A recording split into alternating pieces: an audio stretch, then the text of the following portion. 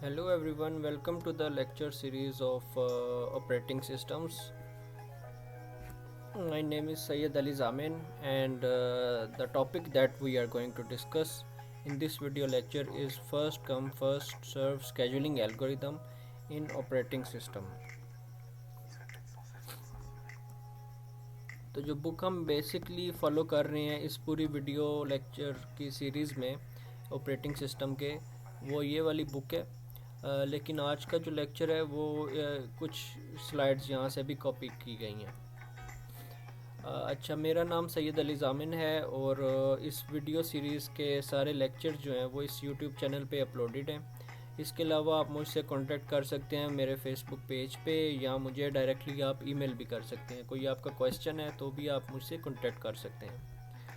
अच्छा, जो आज हम पढ़ रहे हैं वो है चैप्टर नंबर 6, जिसका नाम है first come first serve scheduling algorithm. ये जब हम पढ़ रहे थे स्केजुलिंग, सीपीयू की स्केजुलिंग, उसमें फ़र्दर आगे डिफरेंट टाइप्स हैं स्केजुलिंग की। तो आज हम फर्स्ट टाइप पढ़ रहे हैं। इससे पहले अगर आपने कुछ नई कुछ टर्म्स हैं जिस तरह प्रीएम्पशन, नॉन प्रीएम्पशन, इस तरह की टर्म्स हैं, अगर आपने वो नहीं आपको पता तो इससे रिलेटेड मैंने एक वीडियो अपलोड कर दी हुई है जिसका लिंक इधर आ रहा होगा, आप उसको भी देख सकते हैं। अच्छा जी, आज जो डिस्कस कर रहे हैं वो है first come first serve scheduling algorithm. ये बड़ा सिंपल सा एल्गोरिदम है कि यानी पहले आइए और पहले पाइए, ये उस बेस पे करता है। ठीक है, तो यानी इसका ये मतलब है कि अगर 3 प्रोसेस हैं, एक प्रोसेस 0 मिनट पे आता है, एक प्रोसेस 2 मिनट पे आता है, एक प्रोसेस 4 मिनट पे आता है, तो सीपीयू इधर देख बैठा हुआ है। सीपीयू कहता है कि जो पहले आएगा मैं उसी प्रोसेस को पहले एग्जीक्यूट करूँगा। ठीक है, तो ये बड़ा सिंपल सा कॉन्सेप्ट है। ये बेसिकली पैरेलल टू फीफो है। ये फीफो भी होता है फर्स्ट इन फर्स्ट आउट, यानी जो फर्स्ट इन होता है एक क्यू में वो ही फर्स्ट आउट हो जाता है। ठीक है, फीफो का ही कॉन्सेप्ट है, सेम टू सेम उसका रेप्लिका है। अच्छा, process which arrives first gets CPU time first. It is non preemptive type of algorithm. ये प्रीएम्प्टिव और नॉन प्रीएम्प्टिव से रिलेटेड हमने डिटेल में इसको लास्ट वीडियो में डिस्कस किया हुआ है, जिसका नाम था सीपीयू स्केजुलिंग एल्गोरिदम्स। तो non preemptive type of algorithm है ये। इसमें हम देखेंगे जो प्रोसेस है वो है प्रोसेस 1, प्रोसेस 2, प्रोसेस 3 और प्रोसेस 4। 4 प्रोसेसेस है। उनका बर्स्ट टाइम जो है वो 12 है, 7 है, 2 है, 5 है। अराइवल टाइम देखेंगे, सबसे पहले प्रोसेस 1 आता है, फिर प्रोसेस 2 आता है, फिर प्रोसेस 3 आता है और 4 आता है। ठीक है, यानी प्रोसेस 4 फोर्थ सेकंड पे आया या 4 मिनट पे आया। सॉरी, अराइवल ऑर्डर ये है, अराइवल टाइम सबके ज़ीरो हैं। सॉरी मैं दोबारा इसको रिपीट करता हूँ कि अराइवल टाइम सबके सेम है। ठीक है, और अराइवल ऑर्डर जो है आने का वो है 1 2 3 4, यानी प्रोसेस 1 का ऑर्डर पहले आया, 2 बाद में आया, 3 बाद में आया, लेकिन टाइम सेम है। इसका ये मतलब है कि हम बेसिकली क्या कर रहे हैं कि सारे प्रोसेस एक ही टाइम पे आ रहे हैं और हम इनको एक ही टाइम पे एग्जीक्यूट नहीं कर सकते। एक टाइम पे एक ही प्रोसेस एग्जीक्यूट करना है, तो उसने हमारी आसानी के लिए अराइवल ऑर्डर दे दिया कि पहले आप प्रोसेस 1 को एग्जीक्यूट कर लें, बाद में 2 को कर लें, 3 को कर लें, 4 को कर लें। तो इसका अगर गैंट चार्ट बनाऊँ मैं तो ये बना हुआ है। ठीक है, गैंट चार्ट इसका बना लेते हैं। सबसे पहले प्रोसेस जो है 1, क्योंकि उसका अराइवल ऑर्डर में फर्स्ट नंबर है, तो सबसे पहले हमने प्रोसेस 1 चलाया और उसको कितना चलाया, जितना उसका बर्स्ट टाइम था। बर्स्ट टाइम कितना था, 12 मिली सेकेंड। ठीक है, 12 मिली सेकेंड तक चलाया।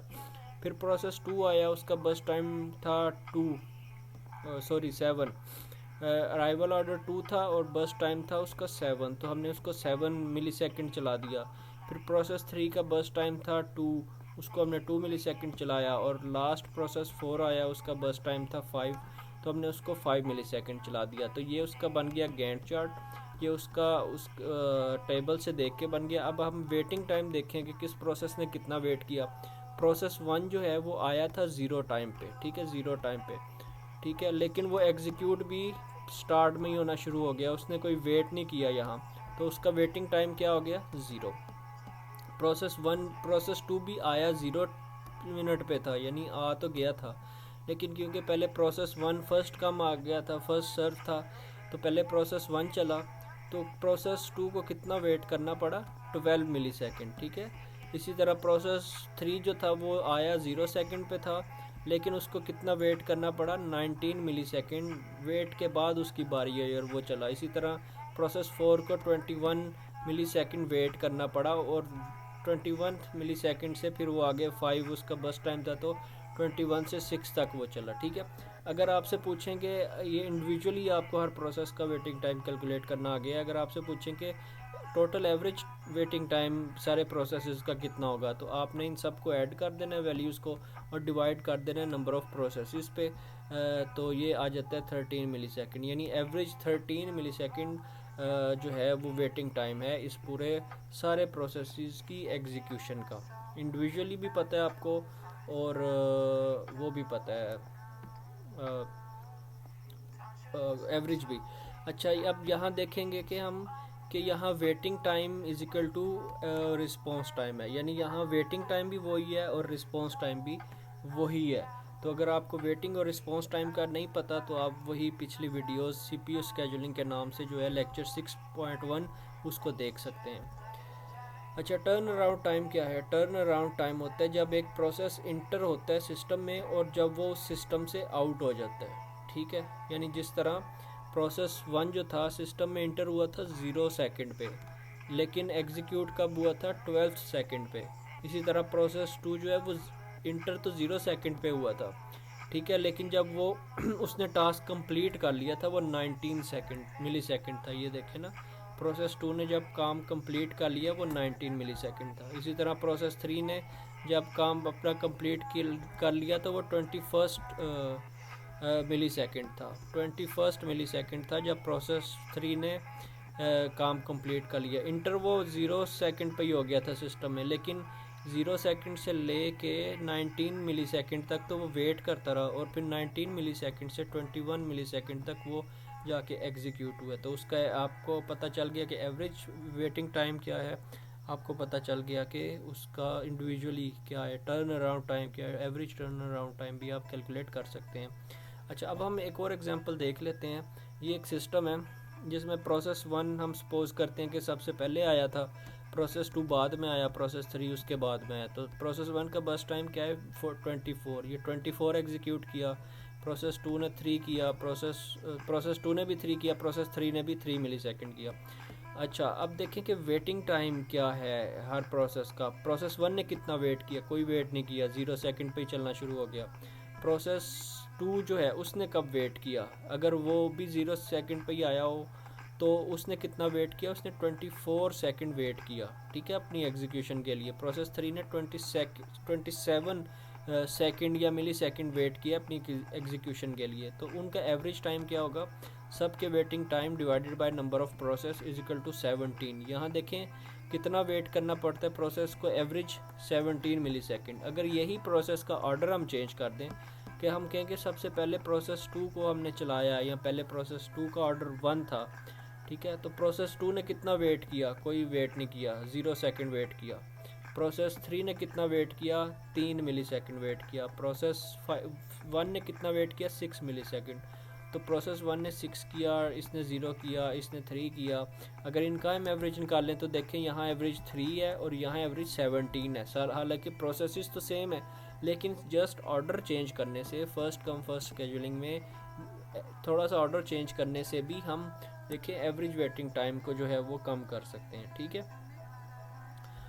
तो कॉन्वे इफेक्ट भी इसमें से हो सकता है। कॉन्वे इफेक्ट भी हमने लास्ट वीडियो लेक्चर में देखा था कि शॉर्ट प्रोसेसेस जो होते हैं बिहाइंड लॉन्ग प्रोसेसेस, यानी उनको वेट करना पड़ जाता है। यहाँ जो था ना वो कॉन्वे इफेक्ट हो रहा था कि शॉर्ट प्रोसेसेस को वेट करना पड़ रहा था एक लॉन्ग प्रोसेस से। यहाँ एक बंदा 24 नान लेने आया हुआ था होटल पे और यहाँ एक बंदे ने सिर्फ 3-3 नान लेने थे, तो 3-3 नान लेने वालों को भी वेट करना पड़ा कि जब ये 24 नान नहीं लेके जाएगा तो ये वेट करते रहेंगे। ये एवरेज 17 सेकंड वेट करते रहे या 17 मिनट वेट करते रहे और एवरेज। लेकिन यहाँ अगर जो 3-3 नान लेने वाले आए थे उनको पहले दे देते और इसको बाद में दे देते तो हमारा एवरेज वेटिंग टाइम जो है वो बड़ा कम हो गया, 3 मिली सेकेंड पे या 3 सेकंड जो भी आप इसको टाइम रखते हैं उस पे रह जाना था, ठीक है। इस first come first serve algorithm है तो बहुत अच्छा, लेकिन इसके नुकसान भी हमने ऊपर देख लिया है कि कॉन्वे इफेक्ट हो जाता है, यानी जिनके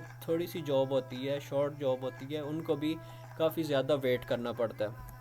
ठीक है, थैंक यू। अब हम ये था हमारा first come first serve algorithm. इसमें ये बात हमने अभी देखी कि ये अभी हमने नॉन प्रीएम्प्टिव इसको पढ़ा है। और हम चलें जी, अब अगली वीडियो में मिलते हैं। अगर कोई आपका क्वेश्चन है तो आप पूछ सकते हैं मेरे से। ठीक है जी, अपना ख्याल रखिएगा। अल्लाह हाफिज़।